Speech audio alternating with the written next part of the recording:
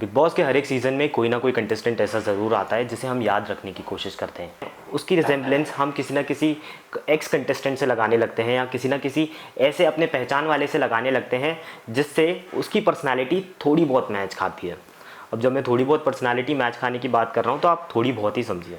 ऐसा ना हो कि पिछले कंटेस्टेंट्स जो पिछले सीज़न के कंटेस्टेंट थे उन्हीं कंटेस्टेंट को वापस लेकर आए, सिर्फ चेहरे अलग हैं। कभी आपने देखा है किसी गेम शो में ऐसा हुआ हो? लेकिन बिग बॉस के ये सीज़न में ऐसा ज़रूर होते हुए नज़र आ रहा है। अब उसके पीछे बहुत सारे रीज़न्स हो सकते हैं। उसके पीछे जो पहला रीज़न है ये हो सकता है कि जो सिद्धार्थ शुक्ला वाला सीज़न था उसने एक बेंचमार्क सेट किया था हर एक उस कंटेस्टेंट के लिए जो भी बिग बॉस का हिस्सा बनना चाहता हो। अब हर एक सेलिब्रिटी जिनका पास रिकॉर्ड ठीक ठाक ना रहा हो, साजिद खान जैसा, वो इस शो में आ सकता है और अपना ट्रैक रिकॉर्ड ठीक कर सकता है। अब वो चीज़ सही है या गलत वो एक डिबेटेबल मुद्दा है, लेकिन जहाँ तक मुझे लग रहा है साजिद खान को लाया इसलिए गया है। ऐसा कहा भी जा रहा है कि साजिद खान हर वीक 6 से 7 लाख रुपए चार्ज कर रहे हैं।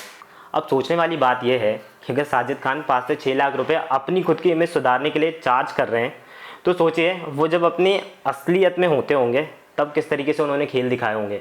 लेकिन छोड़ते हैं वो सब बातें, क्योंकि आज की वीडियो जो मैं रिकॉर्ड कर रहा हूँ उसके पीछे एक स्पेसिफिक रीज़न है कि जो पिछले सीजन में कंटेस्टेंट आए हैं क्या वो सारे कंटेस्टेंट इन्हीं कंटेस्टेंट को कॉपी करते हुए नजर आएंगे।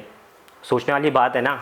लेकिन फिर भी हर एक कंटेस्टेंट को समझने के लिए मुझे एक हफ्ता तो लगता है और एक हफ्ते बाद ही मैं अपनी वीडियोस बनाना शुरू करता हूँ और उस बीच में समझ जाता हूँ कि कौन सा कंटेस्टेंट किस तरीके से बिहेव करेगा, कौन सा कंटेस्टेंट क्या सोच कर आया है। लेकिन ये सीज़न देखने के बाद मुझे एक चीज़ बहुत अच्छे से समझ में आ गई है, घंटा कुछ समझ में नहीं आ रहा है, क्योंकि उसके पीछे एक बहुत स्पेसिफिक रीज़न है। कोई भी कंटेस्टेंट रियलिटी दिखाना ही नहीं चाहता है।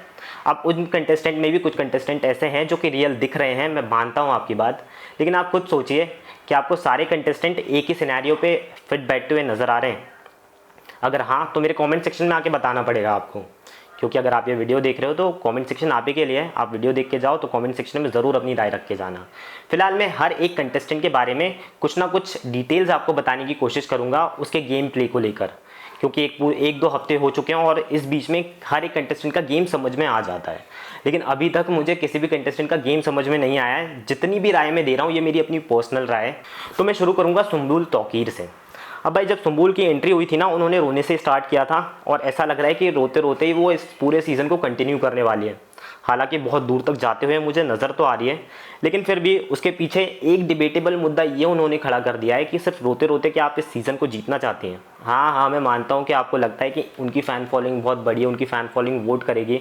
भाई वोट हर एक कंटेस्टेंट को बहुत ज़्यादा ही आते हैं और इस सीज़न में MC स्टैन जैसे भी कंटेस्टेंट हैं उन पर भी मैं आऊँगा। लेकिन अभी हम अपनी लिस्ट में अगले कंटेस्टेंट की बात करते हैं, वो है निमृत कौर आलूवालिया।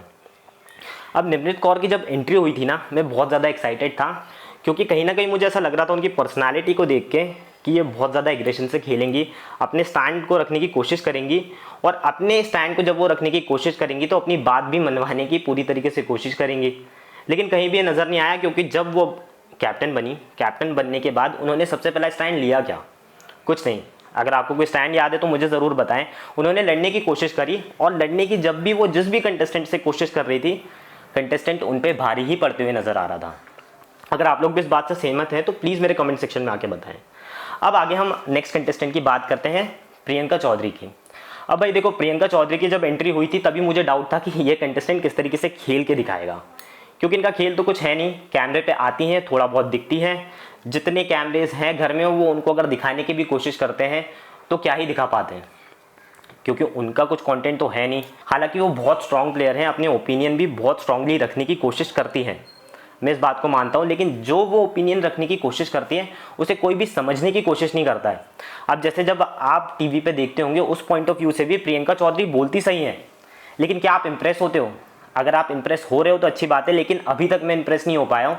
लेकिन मैं आपको एक बात बता देता हूँ कि ये सीज़न भी पूरा गर्ल्स ही रूल करने वाली है, मुझे जहाँ तक अभी देखने के बाद समझ में आ रहा है, क्योंकि लड़के इतना कुछ खास परफॉर्म कर नहीं रहे हैं अगर मैं MC स्टैन की बात हटा दूँ तो। और MC स्टैन की बात भी मैं इसलिए अलग करने की बात कर रहा हूँ, मैं आपको आगे बताऊँगा इसी वीडियो में। अगले कंटेस्टेंट की तरफ बढ़ते हैं। अगले कंटेस्टेंट है साजिद खान। अब भाई साजिद खान की जब एंट्री हो रही थी ना, तभी जब मेरे को समझ में आया था और इनकी न्यूज़ बाहर आई थी कि साजिद खान भी बिग बॉस 16 का हिस्सा होने वाले हैं, तब मेरे दिमाग में एक ही थॉट आया था कि अब बिग बॉस इतना नीचे गिरेगा क्या? क्योंकि इससे पहले भी कंट्रोवर्शियल कंटेस्टेंट आए हैं बिग बॉस में, लेकिन साजिद खान जैसा जिन पे ऑलरेडी इतने सारे आरोप लगे हैं और इतनी सारी लड़कियों ने इन पे आरोप लगाए हैं, अगर आप सर्च करोगे तो आपको समझ में आएगा। तो अगली कंटेस्टेंट है सौंदर्य शर्मा। सौंदर्य शर्मा के बारे में एक बात मैं आपको बताता हूँ कि सौंदर्य शर्मा जब भी अपना गेम प्ले खेलने की कोशिश करती है ना कोई उन्हें इंटरप्ट कर देता है आके। तो भाई अब बढ़ते हैं अगले कंटेस्टेंट की तरफ। अगले जिस कंटेस्टेंट का मैं नाम लेने वाला हूँ ना, उस कंटेस्टेंट की एक खासियत है, वो खुद को सिद्धार्थ शुक्ला समझते हैं और अपना नाम वो रख बैठे हैं शालीन बनोट।